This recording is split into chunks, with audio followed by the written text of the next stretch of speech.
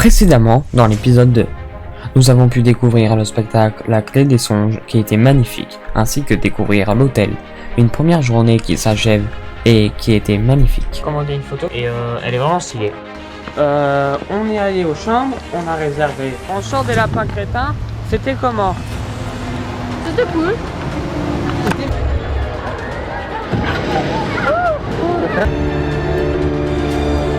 Moi je m'en rappelais plus du tout de l'avoir fait.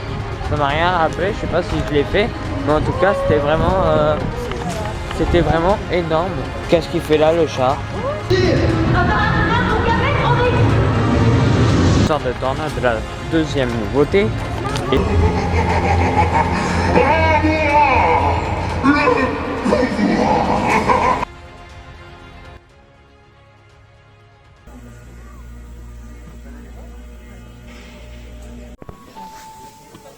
Ah oui.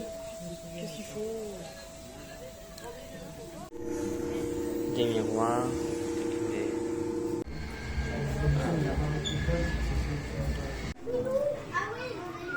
C'est le muséum des lapins crétins. Attends, lui, il bouge. Il bouge. Il bouge. Ah oui, ça un... Il y en a qui bougent. C'est un écran, ouais. Il y en a plein qui bougent. C'est un écran. Là aussi. Ah, là aussi. Ah oui. Là aussi, c'est un écran. Et il y en a, c'est des vrais. Maman, le tableau, il a changé.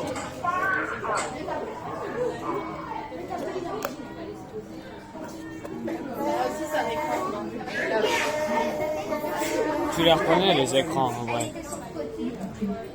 Et la salle, elle est bien faite, hein. Elle est trop bien faite, la salle. Ah, regarde.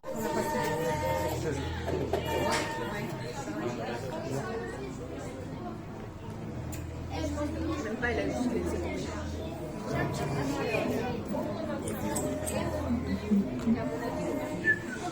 Ah, ça y est, il bouge. Il bouge, l'autre.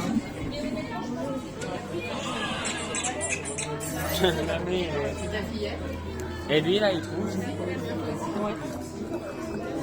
Attends, on le voit pas. Non, parce que la mouche, elle est là-bas et après, elle va venir là-bas. Ah bon? Oui, elle fait le tour comme ça. Et là, elle est là? Ah, mais elle fait le tour du... Et après, elle viendra là.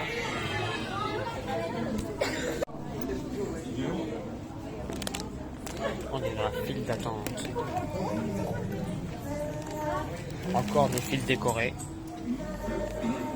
Moi, t'as mieux, il y a un canard. Veuillez boire.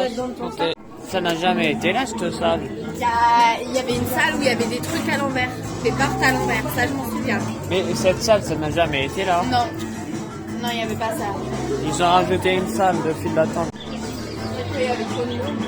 Du coup, ils ont rajouté comme ça.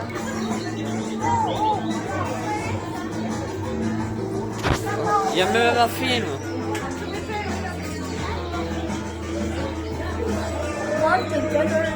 Bon, ben, ils ont rajouté de la file d'attente. Hein. Chine. On peut faire sa lessive là? Non, c'est la machine à voyager dans le temps, des lapins crétins. Ah. Regarde. Et on va voyager là? Juillet, janvier. On va pouvoir voyager. Donc là, on va faire l'attraction au lieu de chasseur de tornades. On fait l'attraction voyage extraordinaire. Ensuite, on fera peut-être la chasseur de tornades parce que c'est interrompu. Mais en tout cas, voyage extraordinaire, j'avais déjà fait et c'était assez bien. On va voir si c'est la même chose, mais normalement oui. Hein. C'est horrible. La file d'attente, elle est bien.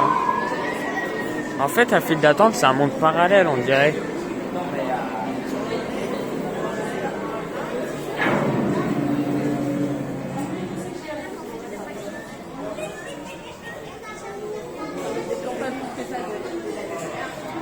C'est vraiment bien fait. Hein. Là, au milieu, il y a de la lave.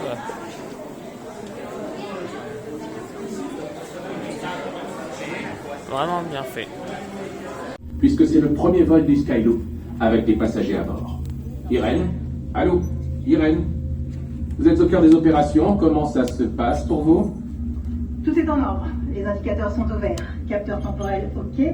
Propulsion aérienne, OK. Arche activée sur tous les continents. Ah, je me sens pousser les ailes.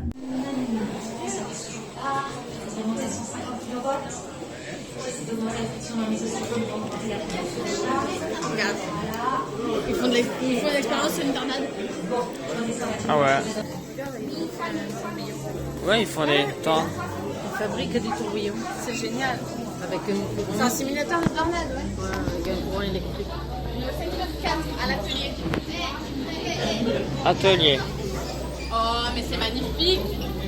Waouh. Waouh, waouh. Clairement magnifique. Il faut refaire celle-là. Celle-là, je veux la refaire. Et pour un manège. Ah, la voiture.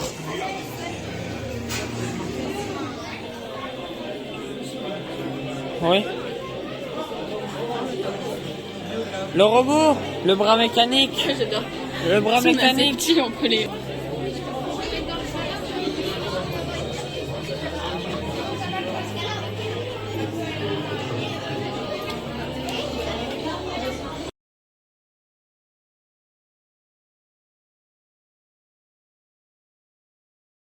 Tour de Girotour pour voir un panorama, ça allait être tranquille.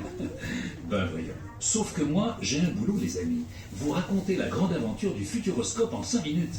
Histoire que vous ne sortiez pas d'ici sans avoir au moins appris quelque chose. Et pas de protestation, hein, sinon je bloque la Girotour en haut. Ça s'est déjà passé une fois. Les visiteurs du Futuroscope de Poitiers ont eu une grosse frayeur hier après-midi quand 80 personnes sont restées bloquées dans une nacelle. Les pompiers ont dû intervenir pour les évacuer à l'aide de cordes et de baudriers. L'opération a duré plusieurs heures. Tout le monde est sorti indemne. Avec grand plaisir. Bon, allez, pas de panique, je suis plutôt de bonne humeur. C'est un vrai Ça devrait extrait. bien se passer. Si, Allez, il l'a vu hop là, en on 2009. s'envoie en l'air. Et on ouvre grand les yeux. Il l'a vu. Musique, maestro. Pas mal cette clé, n'est-ce pas? Ma grand-mère me disait toujours, si on a la tête ronde, c'est pour permettre à la pensée de changer de direction. Et ici, ça tourne tout seul. Regardez-moi ce parc avec tous ces hôtels. Quand on pense qu'ici, il y a tranquille, il n'y a rien. Une grande plaine balayée par les vents. Autant dire que les vacanciers qui passaient sur l'autoroute filaient vers les plages sans s'arrêter. Vacances en Vienne, vacances sereines, vacances ailleurs, vacances meilleures. C'était un peu ça. Sauf qu'un jour, Il y tout avait a ça, là, changé. ils peuvent agrandir Dans les là-bas. années 80, René Monory décide de prendre le destin de son département en main. Il imagine un gros coup pour relancer sa Ils terre. peuvent agrandir tout Un là-bas. parc d'attractions axé sur les technologies du futur. Le Futuroscope. Et oui, l'homme est plutôt du genre à regarder l'avenir quand d'autres viennent tout juste de conclure le projet. En 1985, décollage vers le Japon avec toute son équipe. Direction l'expo universelle de Tsukuba. Et là, c'est la révélation. Ils découvrent des images géantes à couper le souffle. Ils comprennent que le futur, c'est les technologies de l'image. Du coup, plutôt que des sushis, ils préfèrent ramener du pays du soleil levant un écran de 600 mètres Ah non, on est dans la salle, avec un cet système hôtel. pour projeter un film On est là. de 30 mètres de haut. Et pour abriter ça, le Kinemax sort de terre. Le pavillon en forme de cristal, à côté du lac. Le premier parc d'attractions en France est né. Ta-ta-ta-ta. Là, le lycée. Le 31 mai 1987, le Futuroscope ouvre ses portes. Une foule impatiente se presse derrière les grilles du parc. Mais il faut dire qu'à l'époque, c'est plutôt intriguant cet ovni posé au milieu de rien. Succès immédiat. 250 000 visiteurs dès la première saison. Et ça continue à augmenter pendant des années. Le Futuroscope s'agrandit. En 1996, c'est décidé. Le parc ouvre toute l'année. 2 jours de visite et on dort sur place. Une vraie destination de vacances.